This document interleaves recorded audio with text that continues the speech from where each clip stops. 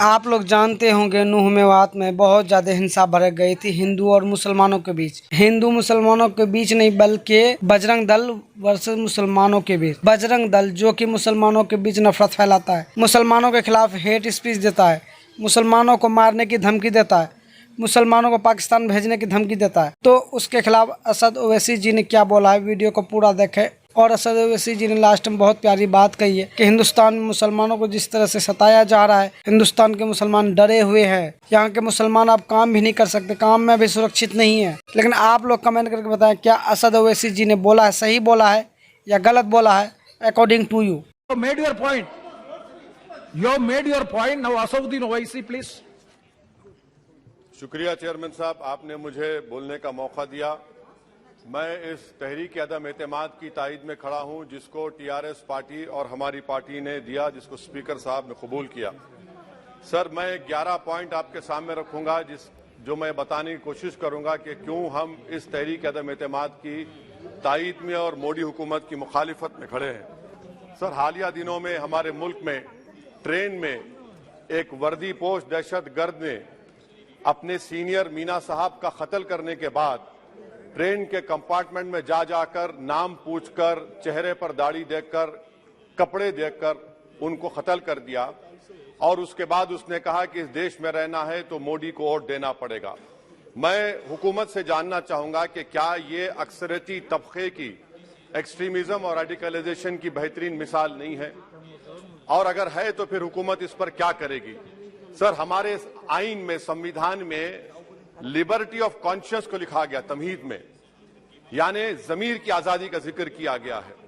मैं हुकूमत से और खास तौर से वजीर आजम से जानना चाहता हूं कि कहां गया इस हुकूमत का जमीर, कॉन्शियस जिसको अंग्रेजी में कहते हैं, जब नूह में 750 इमारतों को बगैर ड्यू प्रोसेस फॉलो किए उनके इमारतों को मुनज़्ज़म कर दिया गया, और इसलिए कि वो मुसलमान थे, पूरे के पूरे इलीगल थे।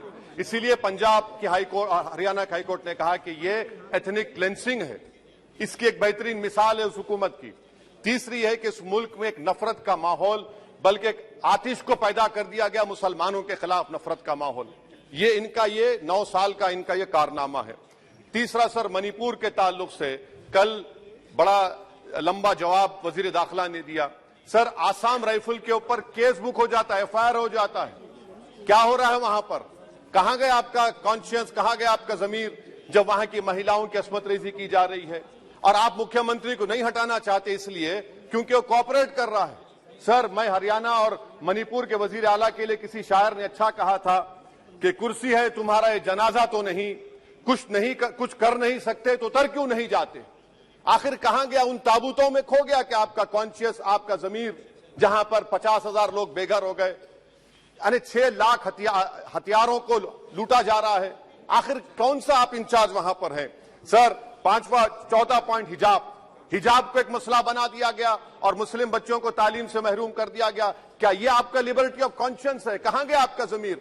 सर, अभी आपने फाइनेंस मिनिस्टर साहबा ने कहा, यहां पर डीएमके के मोहतरमा कनीमोजी ने महाभारत के द्रौपदी का जिक्र किया। मैं ये पूछना चाहता हूं, बिल्किस बानो इस देश की बेटी है या नहीं? जिस बिल्किस बानो को 11 लोगों ने रेप किया, प्रेग्नेंट थी, उसकी मां का रेप किया, उसकी बेटी को कत्ल कर दिया, उसकी मां का कत्ल कर दिया, आपने कातिलों को रिहा कर दिया। ये आपका कॉन्शियंस है? ये आपका कॉन्शियंस है? आप तो मेजोरिटेरियन पॉलिटिक्स को फरोग दे रहे हैं। सर, चौथा, आज चाइना के ऊपर कोई नहीं बोलते हैं। प्रधानमंत्री मोदी ने उस वक्त 2013 में जब प्रधानमंत्री नहीं थे, कहा था कि समस्या बॉर्डर पर नहीं, दिल्ली में है। अगर हम अपनी जमीन पर हैं तो डिसएंगेजमेंट क्यों कर रहे हैं?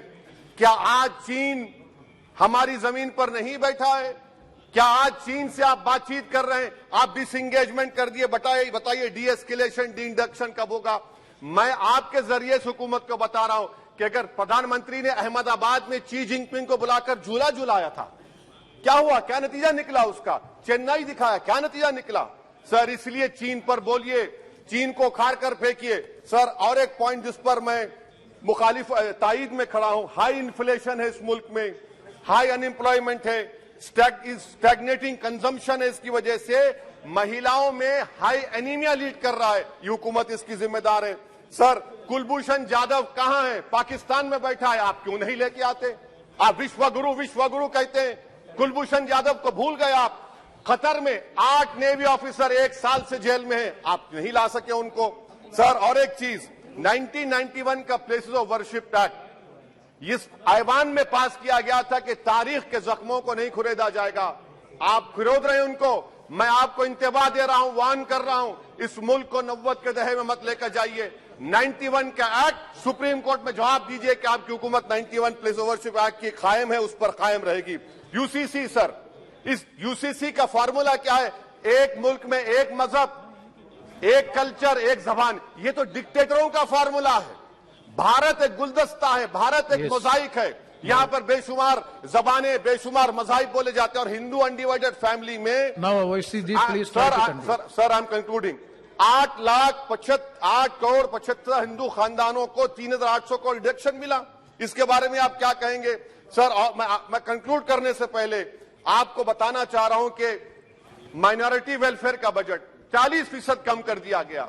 पढ़ो प्रदेश, प्री मैट्रिक स्कॉलरशिप कम कर दी गई। मौलाना आजाद फाउंडेशन खत्म कर दिया गया फेलोशिप, और इसकी वजह से 1,80,000 मुसलमान हायर एजुकेशन में गायब हो चुके हैं।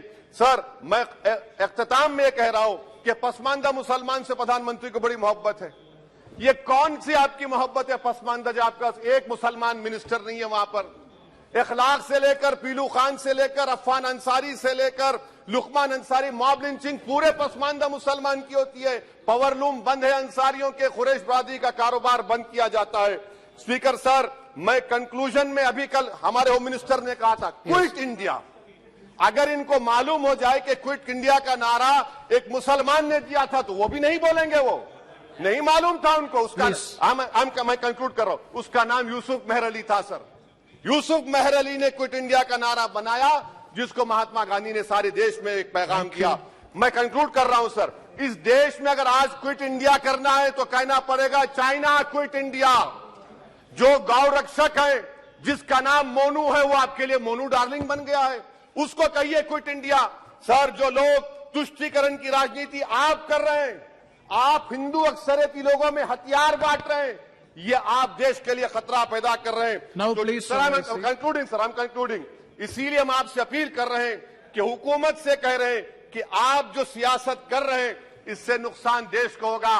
प्रधानमंत्री जब खड़े होकर जवाब देंगे, हम उनसे पूछना चाह रहे हैं, पॉइंटेड क्वेश्चन है, क्या देश बड़ा है या हिंदुत्व गोलवालकर की आइडियोलॉजी बड़ी है? मैं इस तहरीक अदम एतमाद की तायद में खड़ा हूं और हुकूमत की मुखालिफत में। सर एक आधा मिनट सर, दो लोग, दो महाज है इस मुल्क में, एक चौकीदार है, एक दुकानदार है।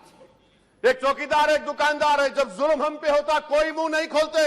यूएपीए का कानून अमित शाह ने लाया, इन दुकानदारों ने तायद की।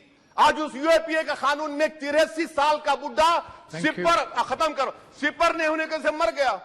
आखिर कब तक दुकानदार और चौकीदार हमारी लाशों पर सियासत? सर आई एम कंक्लूडिंग, कब तक सियासत करेंगे? अगर आप जुल्म के खिलाफ आवाज नहीं उठाएंगे तो आपकी दुकानदारी नहीं चलेगी, चौकीदार को बदलेंगे, तीसरा महाज करेगा। शुक्रिया सर।